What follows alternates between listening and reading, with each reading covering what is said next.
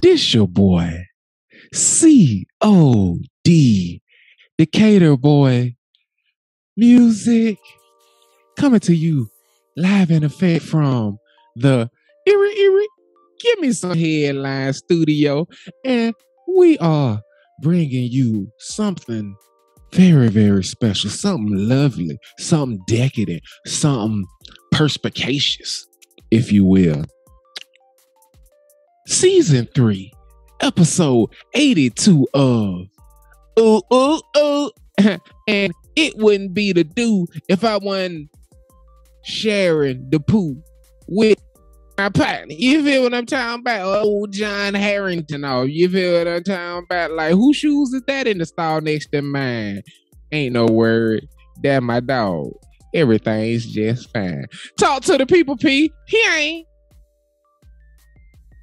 It's your boy, Henry Trotter the Fourth, aka Home Run Trot, aka Casino P, aka Sneeze, aka at Frederick_Douglas on your IG, aka Queen with the pen and with the lens, aka your grandma's favorite. Oh, I'm sorry.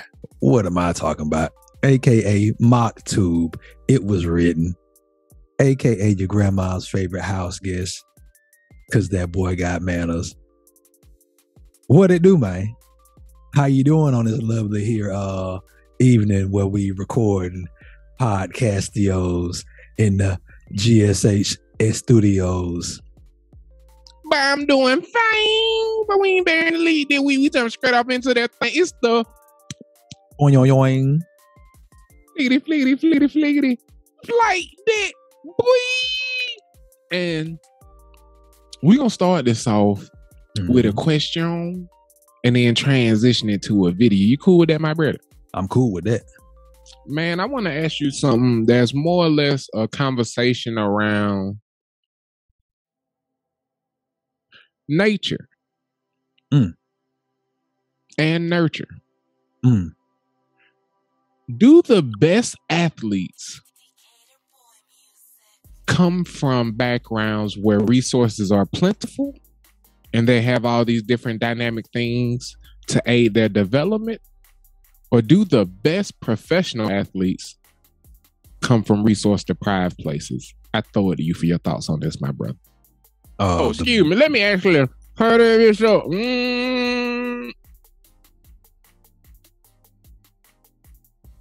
Freak that black. Go ahead, my brother.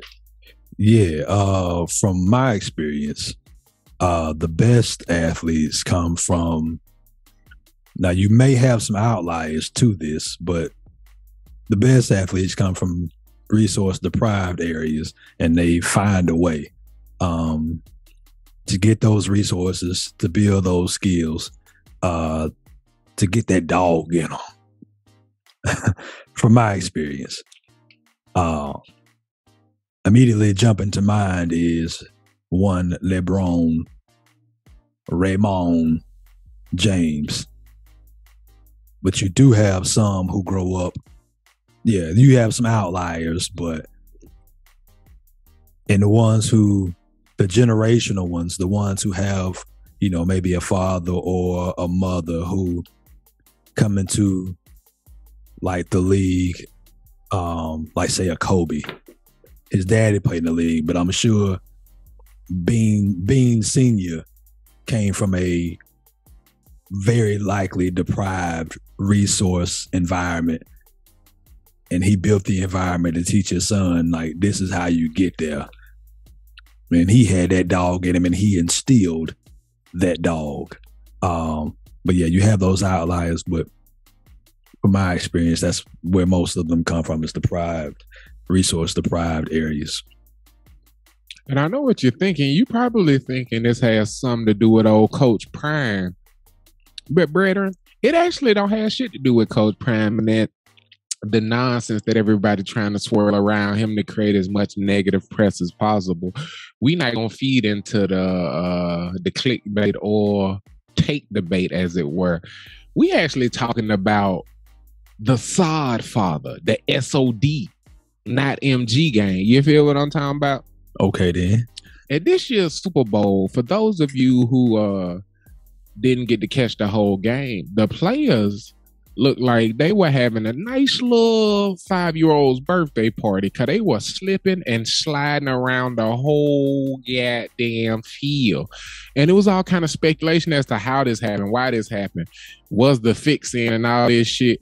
And we here at Give Me Some Headlines gonna do the research, and we actually are going to highlight some of what the research yielded by playing an interview the Sod Father did on another podcast. And as somebody who is very familiar with greenery of many different forms, I know my brother can appreciate what the Sod Father what the Sod Father had to say. You feel what I'm saying? I'm gonna let bruh speak. You feel what I'm saying? 93 years old, 80 years in the game, and they trying to blame this man for the grass not being right for a football game. We gonna let his voice be heard round him. You feel what I'm saying? Yeah. Around these and him parts in the Western, we gonna make sure the Sod Father get the last word. It won't be his final Super Bowl, and he get the slander, and Roger Goodell get to run around and do 50 and low and not take any blame when decisions he made is what yielded the. Anyway, I'll let Sod Father talk to you about it. I ain't gonna step on his words. You feel me? And this audio comes to you from the DraftKings sponsored podcast, the Dan Le Batard Show with Stugatz. You know what I'm talking about? Shouts out to them. You got any thoughts before I play this audio? I got 2 clips for you. We're gonna talk about both individually. Nah, man, let that Sod Father run. I'm gonna let him run, man. And if you haven't had the pleasure, this is from last Friday, I believe it would be the 26th. And bruh, earpiece fall out, and he just interviewed himself. The hour is literally labeled the oldest content in the history of podcasting, because like they say hello, and then he just started telling a story. And after about 5 minutes, they ask him a question. He started answering that bitch, and his earpiece fall out, and then he talked for the rest of the time they were supposed to interview him. The hour is him just venting, and it still got just flames in it. They ain't even have to tee him up. Like, it's some of the funniest shit I've ever consumed. Like, and them niggas is trying to like ad-lib in conversation. He's like, "Can I tell you another thing?" And they're like, "Yeah, tell us." You know what I'm saying? Just trying to make it sound like conversation. Right. And then his wife come in at some point and put it back in. But it's some funny shit though. Here, Dan Rooney and Coach Tomlin come in from Pittsburgh 3 days before their practice. And they met with the NFL officials. And here they said, "Hey, no way we're going to go on that field. It's unsafe. Get us another practice field. We're not going to be on that field." Then Tomlin says to the NFL official, "Is George Tolman in town?" They said, "Yes." So Tomlin said, "We like to talk to him because he worked with us in 2006 and 2007 with the Vikings, and he turned our place around. And it was a great and outstanding." Just for a little context, he giving a little bit of his bona fides, but recounting a similar situation from, I believe, 2011, where they had issues, and he took the fall again, but he solved the issue before it compounded. And he's just kind of building his credentials before he makes his assertion. Okay. And broke in a new ground crew. So we got a crew. I call them the F Troop because I had all rookies. So, and Eddie Mangan kept the good people, or everybody's good at the stadium. And we got that field ready. So Dan Rooney says, "I want to talk to George every day. And I want to have him on the practice field every day. And I'll talk to him every day." So I took a few of the people out that day for the first practice. So here I go on the field, And I got field one. Oh, what a beautiful logo painted on the 50-yard line. A big 30-foot logo, or 10-yard logo of a big, large penis and 2 testicles on the center of the field. A big one. The artist from the students at South Florida University did a hell of a good job. Why?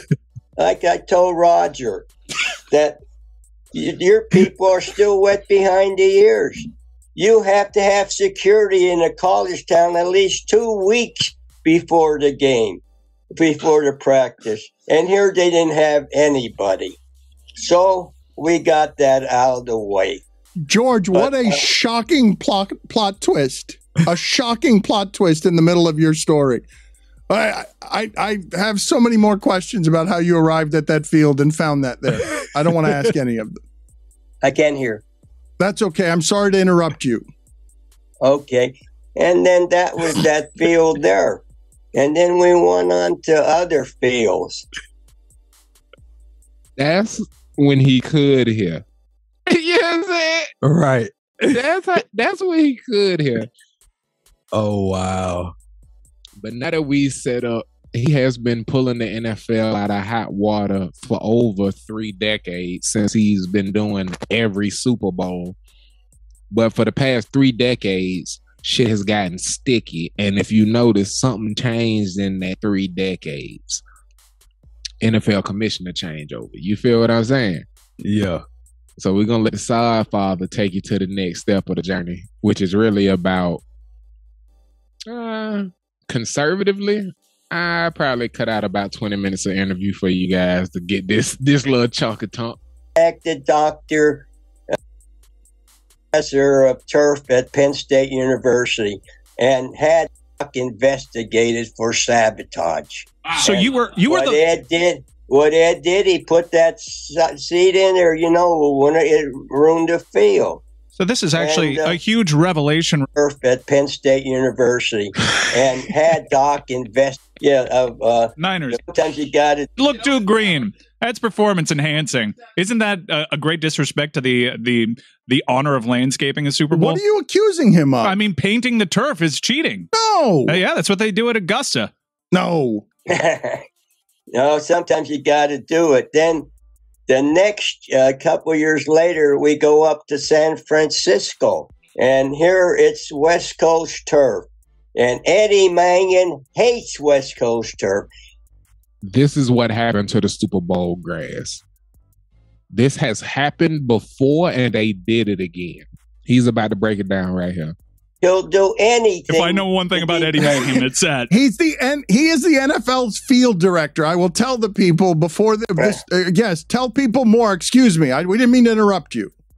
Okay, so we have West Coast turf now, and with all that green dye and all the nutrients in the fertilizer, he didn't put 1 drop of fertilizer on that field. He didn't put 1 drop of micronutrient field. But what he did, he had us put ryegrass 7 days to 12 days on the field without working it into the soil. So that ryegrass germinated between the blades of grass and the roots grew together.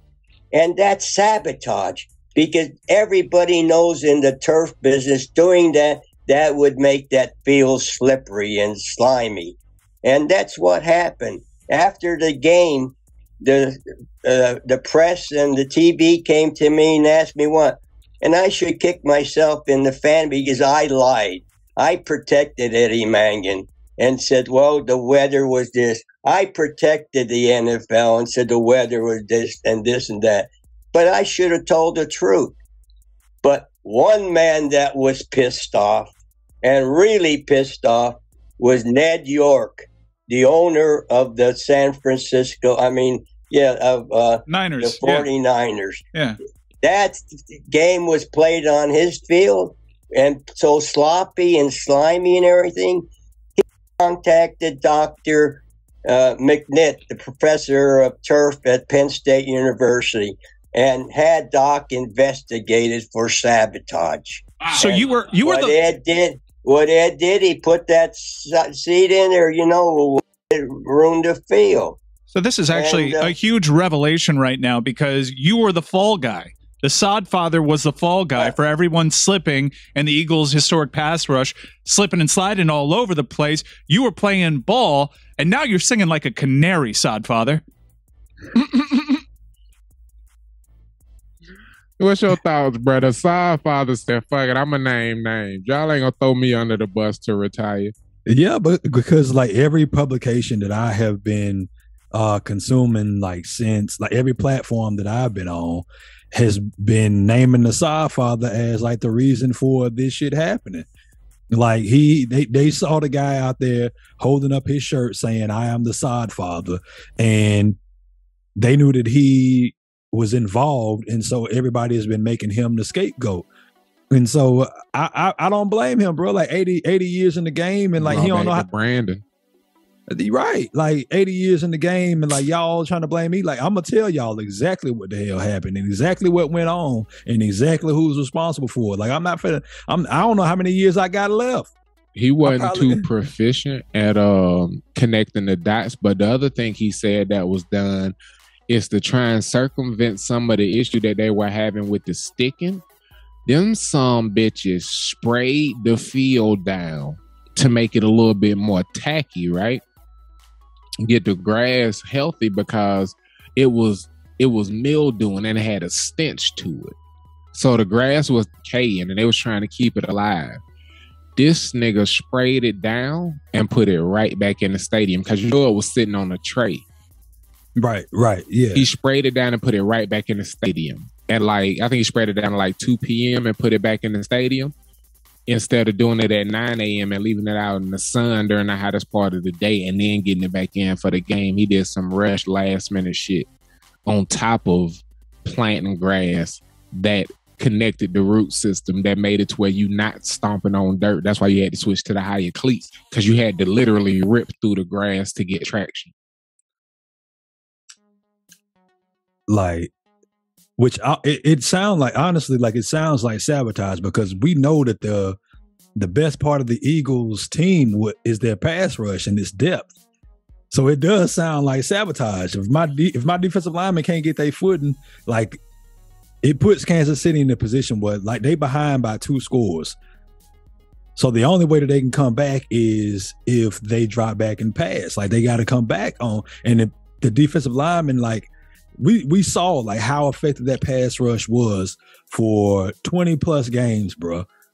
And in the Super Bowl, all of a sudden, like Kansas City is just owning them boys.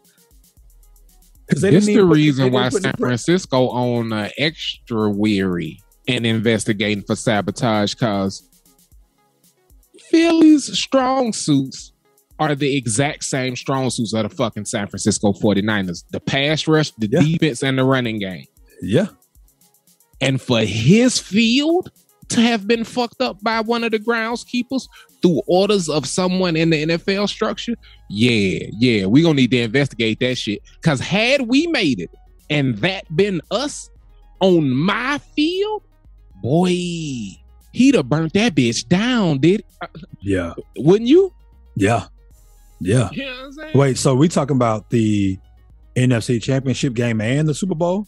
No, the Super Bowl, the field in Arizona was I forget the type of grass that the Sod Father said, the West Coast, not Bermuda, it's West Coast fucking some, and they planted the ryegrass. I remember that the ryegrass was the shit that fucked this shit up, because it's the grass that niggas prefer, and instead of just going with that, they was trying to steal from Peter to pay Paul and end up fucking married. You feel? Right. Yeah, bro. That's insane, bro. Yeah, man. We got all the facts coming hard up out of here, cuz. I just dropped some knowledge on you and the audience about what happened at the Super Bowl. But, dog, can I do you a favor? Man, you gonna give me some headlines, bro? Yes, sir. I got your headlines right here. And then I got the corresponding stories bookmarked on my telly.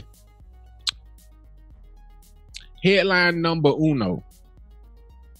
Playing with my money is unconstitutional. Headline number dos. CFPB, see me in the streets. You know what I'm talking about? Headline number trace. A 3 fell in the woods and all of the NBA was around to hear it.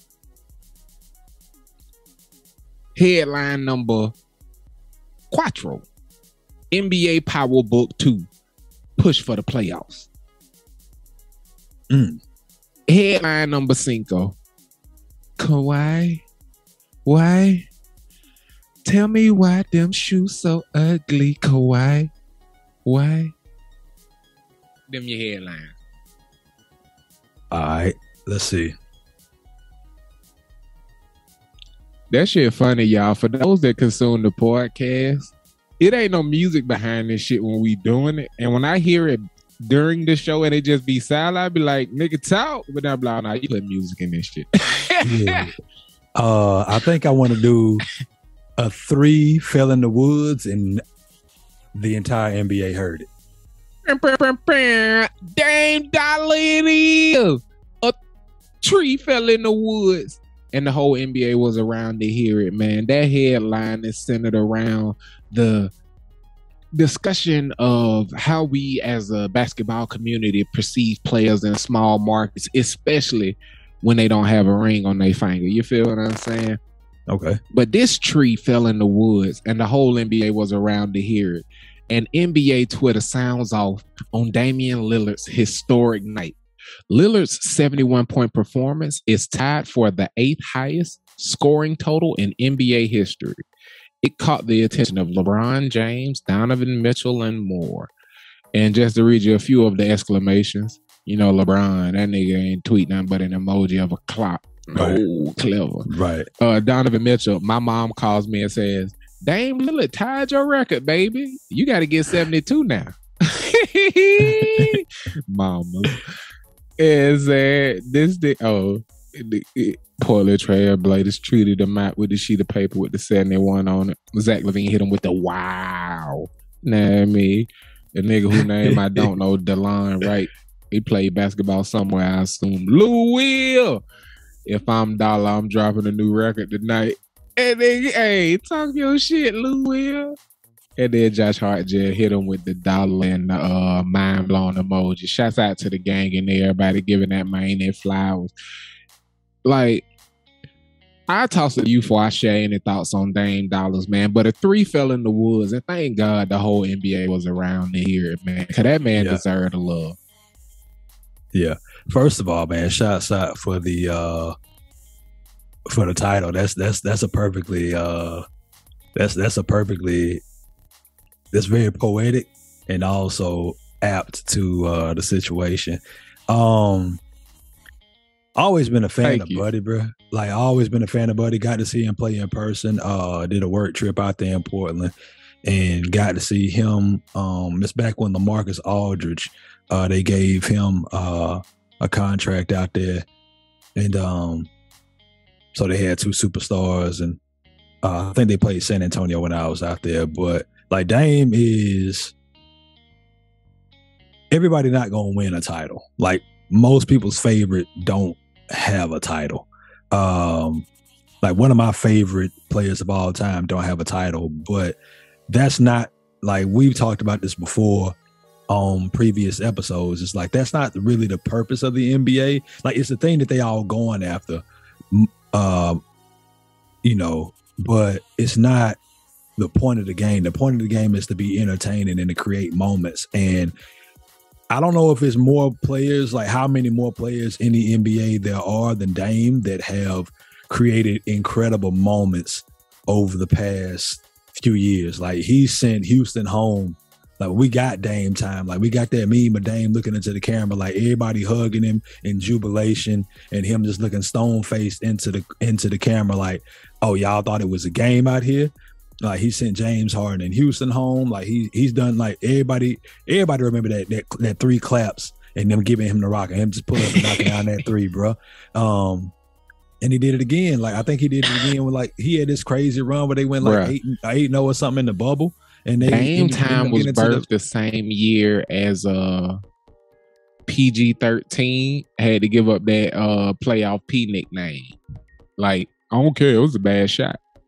It was a bad shot. That's the same playoffs. He had to get Dame Dollar got his nickname by taking another nigga nickname, and it's hurt. Yeah, you tell that. Yeah. Like Dame is he been one of the most prolific scorers and creators of NBA moments that has been like that we've had over the past 10 years or so. So yeah, man, shouts out to the homie, I could jump in, man, shouts out to Dollar, man, because I feel like all too often people do the disservice of acknowledging the nigga by himself who show another nigga he need a super team. You talk about him smacking up the Rockets, and then the Harden shook everything up year after year after year. Like we can't beat them. You know what I'm saying? The Rockets stacked the deck every year after that. OKC do they little move and they get Paul George, and Dame Dollar made them know after a year, y'all gotta blow that bitch up. The first year injury, cool. Y'all strong this year, fully healthy, and I'ma smack y'all the fuck up. It's akin to LeBron making it out of the East when he beat Detroit and shit, and then Boston put together the super team. Like, Dame Dollar has fought ferociously in a conference that has had the favorite his entire fucking career. Mm-hmm. If you actually look at LeBron James' finals record, the only finals he was favored in was the third and fourth one in Miami. OKC was favored to beat them in that series. You understand me? They were supposed to beat Dallas. They were supposed to beat the Spurs the second go round. You feel what I'm saying? And they got mopped. But like, bro, say all that to say this, man. Dame Dollar deserve all the motherfucking love, man. And you already know. We ain't gonna bury the lead, cause we know basketball, we know rap, and we know weed. But Pete, can I keep this thing slipping in and slide? Man, slip on in that thing, bruh. What you got for the people? I'd like to welcome you to a little something special we like to call Bill Russell's NBA Today. Welcome to a world where the NBA only has 8 teams. Just like it did back in Bill Russell's day. When all too often people have the GOAT discussion and leave out the Billy GOAT, Mr. Bill Russell himself, and they tell themselves the lie that there were only 8 teams. How could you compare that NBA to today? By realizing that in Bill Russell's NBA today, 22 teams would be gone, leaving 264 NBA players out of a job. So we are building 8 teams, the best 96 hoopers in the world for Bill Russell's NBA Today. And we're welcoming you to the small forward draft, man. This is what I've been looking forward to since we started this shit. How you feel, P?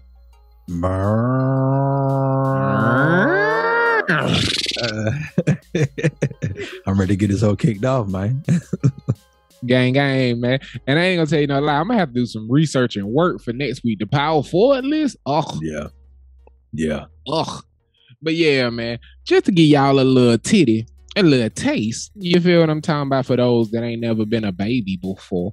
We gonna run through the cities and the current rosters as constructed. The name you hear first at the position was drafted first, and then the next name is the backup on that thing.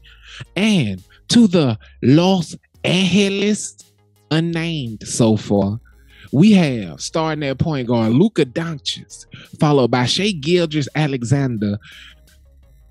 And at shooting guard, we have Devin Booker and Zach LaVine.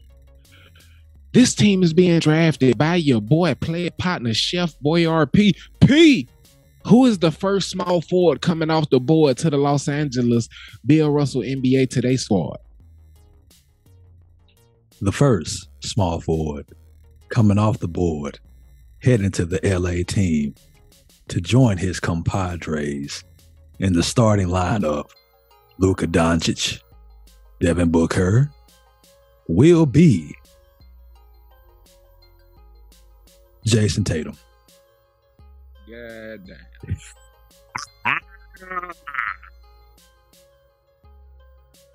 JT funny.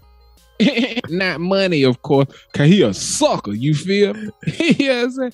I ain't a big Jason Tatum fan. You got anything to say about him, or it's self-explanatory? Okay, he's supposed to be the mandatory. If anybody, I think, has an opportunity to do what Bron is about to do and play in the NBA with his son, I think it's gonna be this man. That's what I say about this dude. He always available. Yeah, Jason Tatum. If you think he gonna be able to play with his son? I think he gonna be able to play with Deuce. I think Jason Tatum gonna be able to play with Deuce. Yep. That's cute. Anyway, to the New York Knickerbockers to play with Steph Curry, Darius Garland, Jaylen Brown, and Scary Terry Rozier. Yeah. To the team he should have went to when he had his own choice, Mr. Kevin Durant. Hey, you talking about? Yeah, I already knew it. Kevin Durant to go play with Steph Curry again. That's why I did that on purpose. I made that. I want him to realize he spent that time away from Steph Curry and has done nothing but not get ships. He went away from Steph Curry. Steph Curry got another ship, and now he got the opportunity to win. He gonna see who the guy was while he was out there. Convinced himself that Russ was the problem as opposed to Steph was the answer. That's where he fucked up.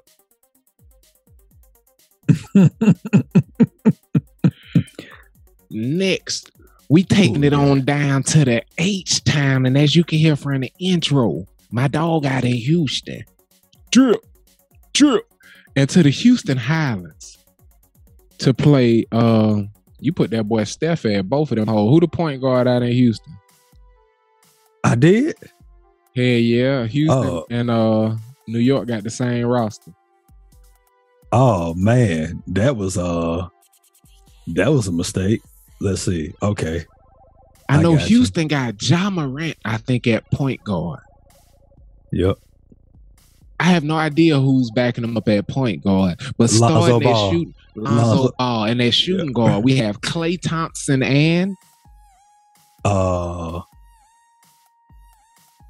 somebody else that damn. Who else we had out here? I forget. Yeah, well, fuck it. Draft the shooting guard. I mean, the small forward. I can't believe I put the cast in the wrong place. That's on me. You had shit to do. Oh, I didn't write in this notebook. I was in the green one. Keep talking. I got it. No, I got you. Nah, you pick, nigga. Oh, we going with our good brother, the man, the myth, the legend, the silent killer, Kawhi Leonard. And the reason we choosing Kawhi is he's the only person so far on this team that got a championship. So we need some type of pedigree. And if we need somebody, we know he probably not going to be there all the games, but the ones that he is there for, we know he going to show up for. And we need somebody to play some defense on the perimeter, because we ain't got James Harden here. Anthony Edwards. Oh my God, how I forget my dog? How did I forget? Because I was mad you drafted him. He the damn starter too. Anthony Edwards and Klay Thompson paired up with motherfucking Ja and Lonzo. Woo! And you just put who out there? Old Kawhi to play defense? Kawhi, yeah. I ain't mad at that. That's a good pick. Yeah. One of my best ones. I ain't gonna lie. Did I write Kawhi down? Yeah, I did. Yeah, you wrote it. How you know? You can't see what I know, nigga. Hey, drafting after the Houston Highlands, we taking it on down to the Miami Zones, where we got LeBron James at point guard. Yeah, you heard it. On the small forward draft, LeBron James at point guard, followed up by Jamal Murray with Bradley Beal and C.J. McCollum. Who am I going to put down in Miami with the gang? Gang. I'm going to do LeBron a favor, man. Okay. I'm building LeBron a team that I think he could do crazy shit with. And I feel like with Jamal Murray as a backer and Bradley Beal as a shooting guard, the team he could have had if he made no trades in Cleveland. I know exactly who coming up. Would have been so fucking amazing, and it got proved last year, man. I'm putting LeBron James with Andrew Wiggins. Hey, you talking about? I gotta put the dog. Oh, I did see that one coming. Okay. I'm putting Andrew Wiggins out there in Miami, cuz. Okay. And I'm drafting him way higher than a lot of people would. Cause I got a lot more respect for Andrew Wiggins than most. Yeah. His usage rate determine his stats. His talent is number 1 overall pick, and he has shown it his entire fucking career. Go look at what Minnesota record was when he was in Anthony Edwards' position, and I just leave it at that.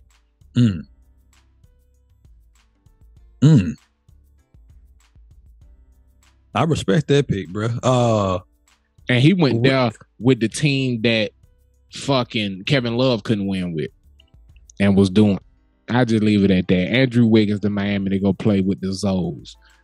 Black ass nigga, they gonna love him down there. Yeah, they will. They definitely will. You knew it. Can you do me a favor? What's that? You run down that Atlanta team for me real quick. Drafting next for Atlanta, we got Kyrie Irving starting with Jordan Poole at shooting guard. The backups are Jrue Holiday and Desmond Bain. Atlanta hurting. They all right, but they hurt.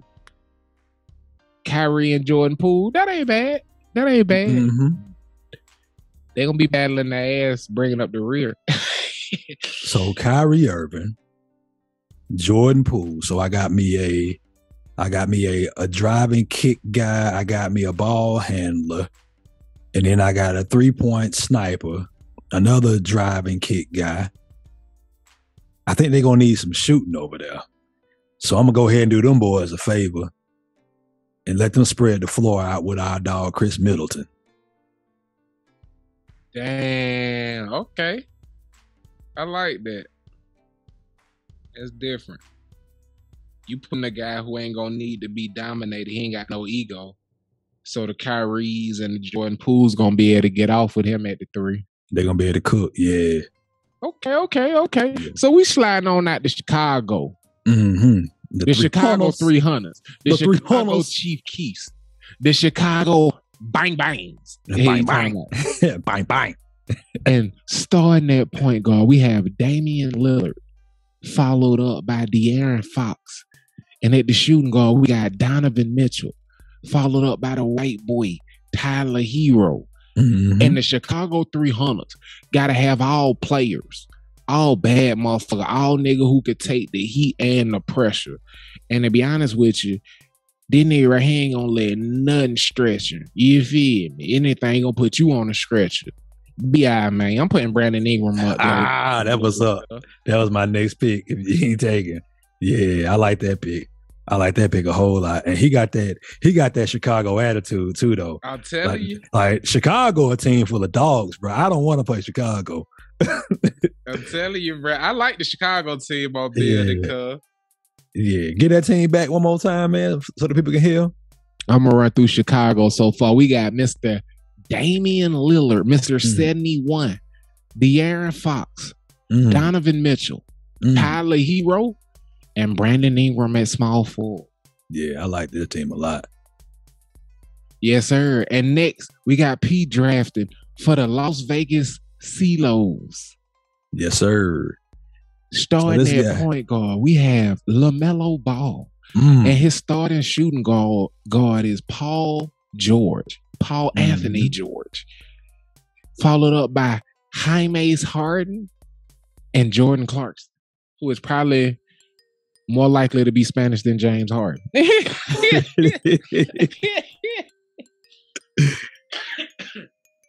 The more and more I hear that team also, the more and more I like this team. And I feel really good about adding this guy to that mix because we got LaMelo. Tall, lanky, can distribute the rock, can pull up from anywhere on the court. We got James Harden. Bull, can get to the cup, finish, but he can also extend the court. I feel really good about putting this guy there because they need somebody who can defend one, but also take over that mid-range game and create some mismatchups is what I like to call them. DeMar DeRozan is going to the Las Vegas C.O.W.boys. I'm glad you did that, man, because he need to be a starter. And I couldn't put him on the ass. Right. I couldn't put him on. He need to be a starter. Shouts out to DeMar DeRozan, man. That's a great pick, man. And next, you already know we drafted to the Utah ass.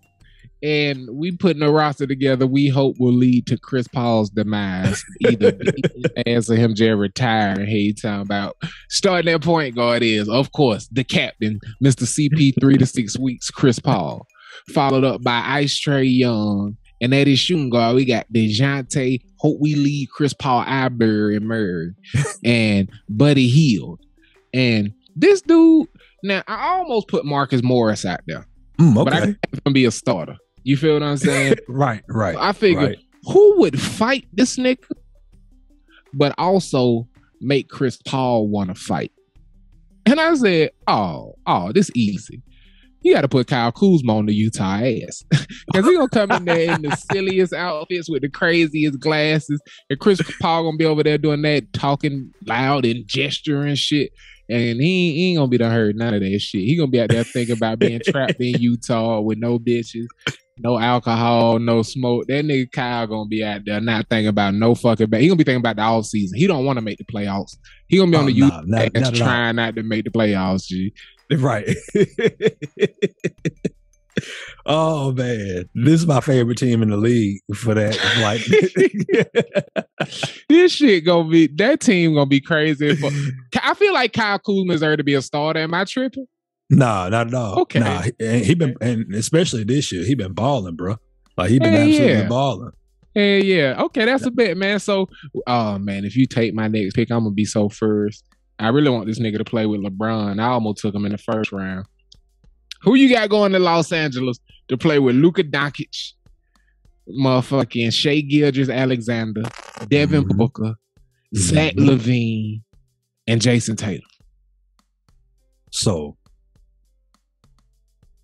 looking at that roster and like how it's constructed, I think a nice compliment to Jason Tatum in the minutes that he get to spell him is a guy I don't think get a whole lot of credit for what he's been doing because he is not in he's in a large market, just in the wrong country. Shout out to my dog OG Anunoby that play for the Toronto Raptors. I'm gonna put him in LA with that crew. I think he'd be a nice backup to Jason Tatum and a great addition to the LA team. And I think that OG needs he need a better environment because he's earned it. He's earned it. So my dog OG Anunoby. His last name is spelled Anunoby. Is the other guy power forward up there? I think so. Okay. Like, Okay, have to be. Okay. I'll accept it. New York going to play with Steph Curry, Derrick Garland, Jaylen Brown, and Scary Terry Rozier, as well as Mr. Kevin Durant. Man, this man right here got that yacht. And New York got a lot of different things, and the one thing it's gonna need is a snipe. and snipe that ain't Steph Curry. So I'm gonna go ahead and put Bojan Bogdanovic up there, cuz international player is gonna be a great market. I feel like he's gonna get a lot of love up there in New York. People gonna be flying in from all around the world to come see the New York Knickerbockers with Bojan on that thing. What you think, bro? I like that. I feel like he fit the profile of the team, the personalities. He'll be a good backup. No, definitely. Because KD gonna be your defensive small forward. He come in just to score. Yeah, I don't hate that pick at all. Okay. Yes, sir. All right, so who we got going next to the Houston Highlands to play with? Ja Morant. They almost said Steph Curry to go play with Ja Morant, Anthony Edwards, Klay Thompson, and whoever the backup is.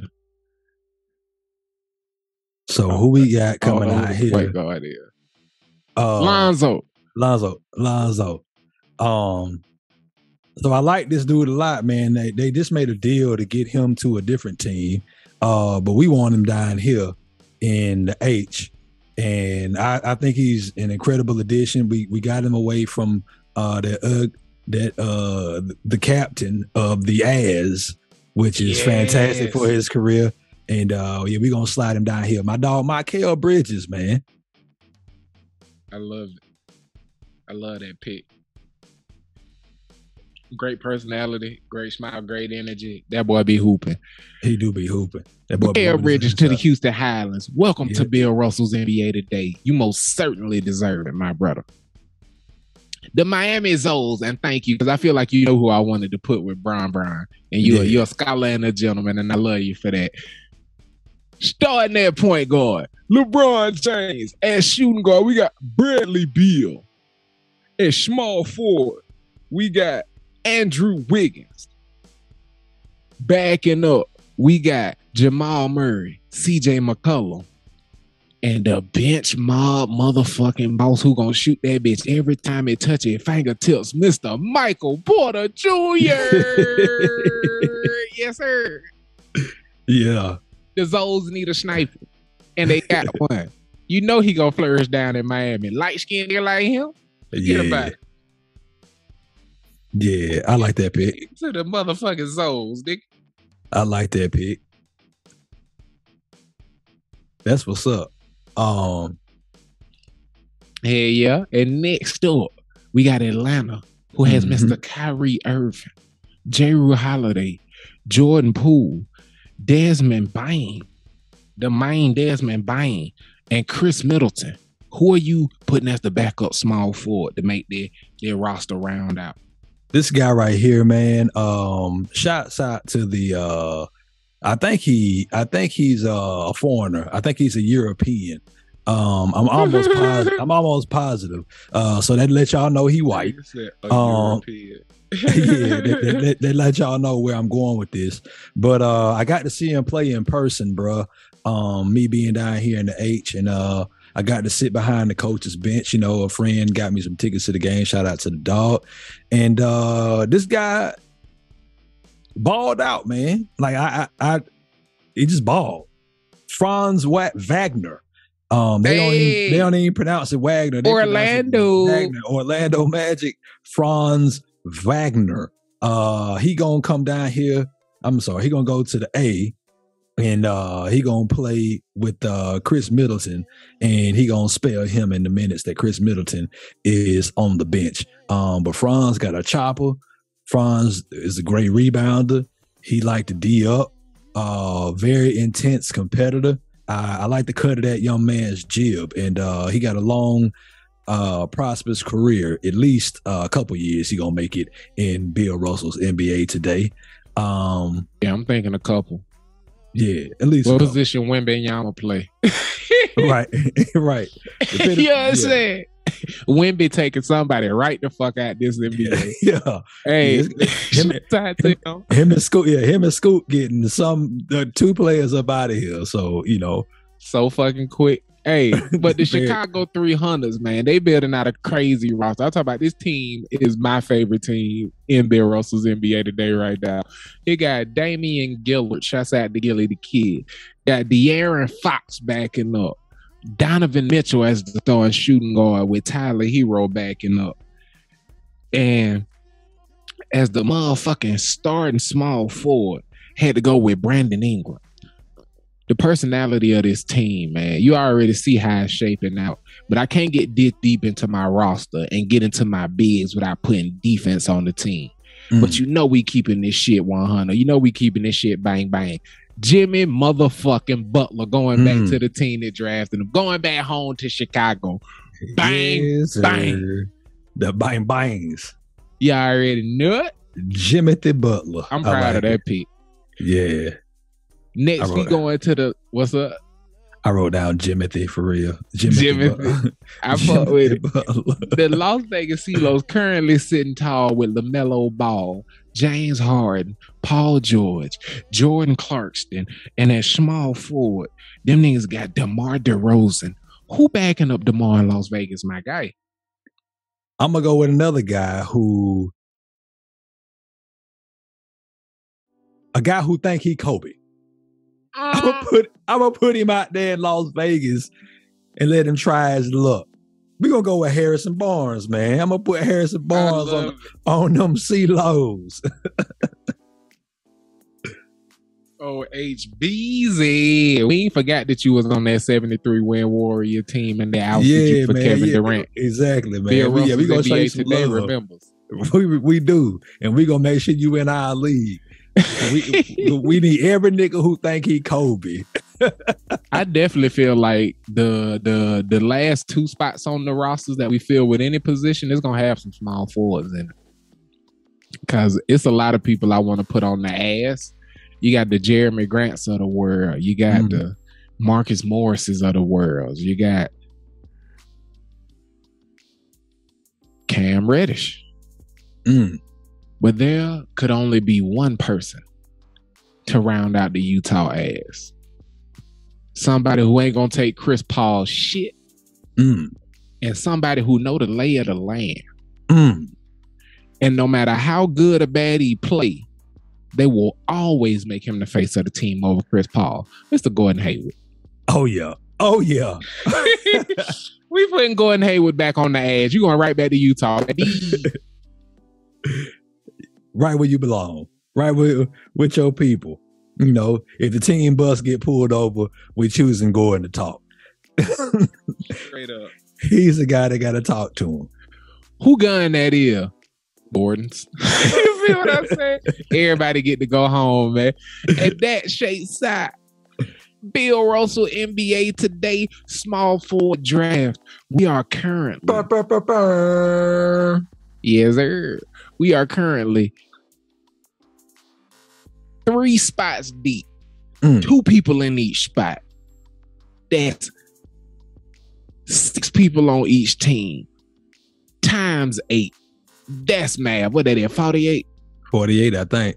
48 NBA players selected so far in Bill Russell's NBA today. And that means we only got 48 left. Pete! Yes, sir. Could you do your boy a favor? I could do you a favor. What type of flavor? Could you tell me and the people something good? Oh, yeah. Y'all know this is one of my favorite segments. It is my favorite segment because this is what your dog P love to do, is talk about that good shit in the world. I had the esteemed pleasure of going and visiting my alma mater this past weekend, and we ain't even got to drop names, but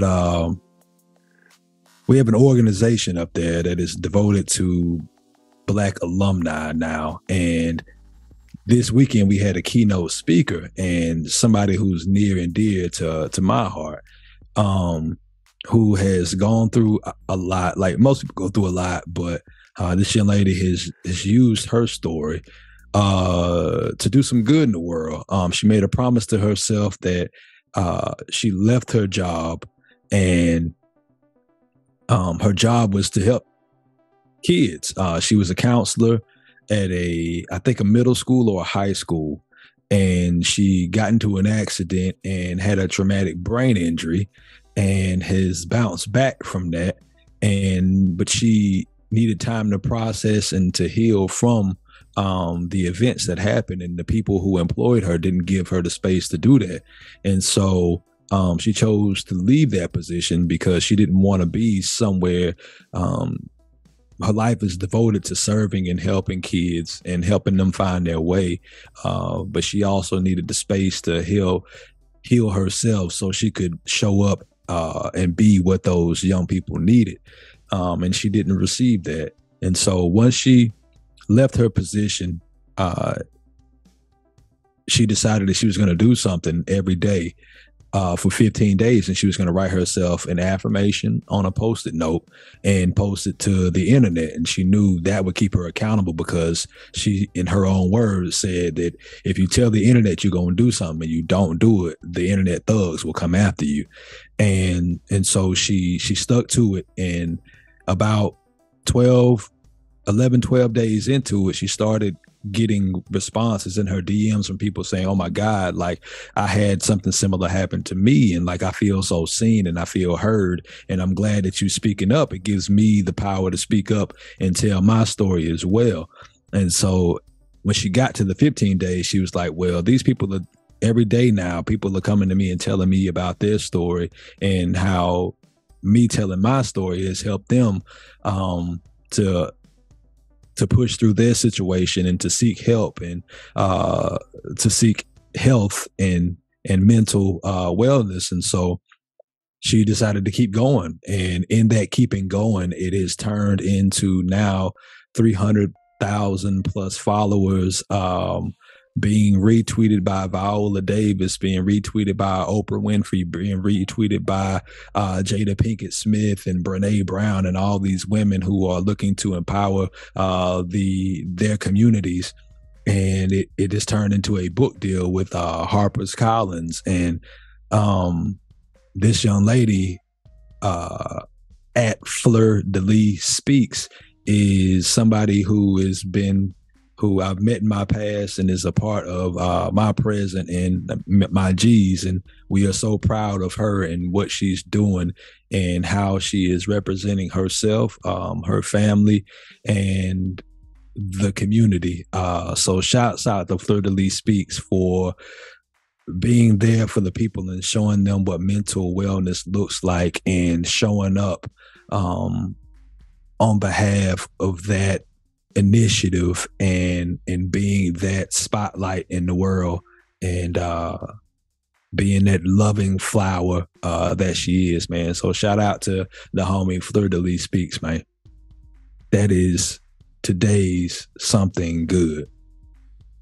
Yay. Y'all heard my brother P, man, and all I can really say to that is yay, someone is right. Every time back.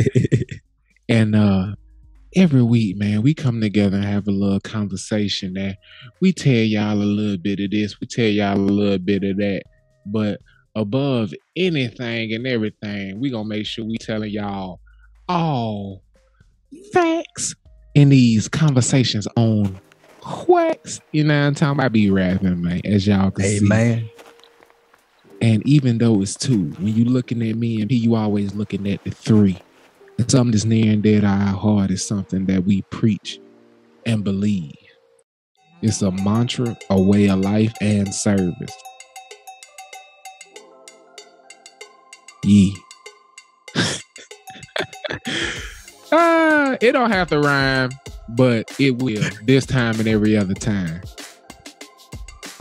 1, 2, 3. It is always better to give than it is to receive.